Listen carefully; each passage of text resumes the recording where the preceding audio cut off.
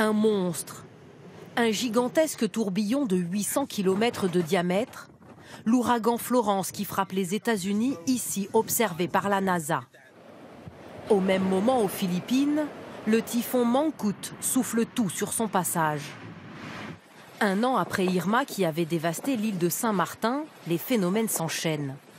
Les cyclones sont-ils plus nombreux? Un cyclone se forme lorsque la température de l'océan dépasse les 26 degrés sur au moins 50 mètres de profondeur. L'eau s'évapore, un air chaud et humide qui, au contact de l'atmosphère plus froid, crée un tourbillon de nuages.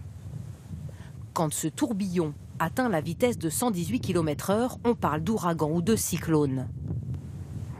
Contrairement à ce qu'on pourrait croire, ils ne sont pas plus nombreux qu'avant, mais beaucoup plus violents. On craint vraiment des cyclones de plus en plus intenses à mesure que le réchauffement se mettra en place. Alors intenses à différents niveaux, au niveau des vitesses maximum, des vitesses maximales de vent qui pourraient augmenter jusqu'à 10%, et des quantités de précipitations qui accompagnent ces cyclones qui pourraient, elles, augmenter jusqu'à 20%. Alors pourquoi les cyclones sont-ils plus puissants? Le réchauffement climatique est pointé du doigt par les experts. Plus le monde est chaud, plus les cyclones sont intenses. Je dirais, on peut comparer ça à une voiture. Une voiture, quand elle est froide, elle ne marche pas très bien et il faut qu'elle atteigne une certaine température pour mieux fonctionner. Un système thermodynamique comme celui d'un cyclone qui pompe de l'énergie fonctionne mieux aux températures élevées.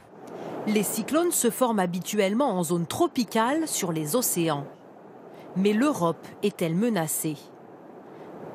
Pas par les cyclones, affirment les observateurs, mais par des tempêtes plus dévastatrices.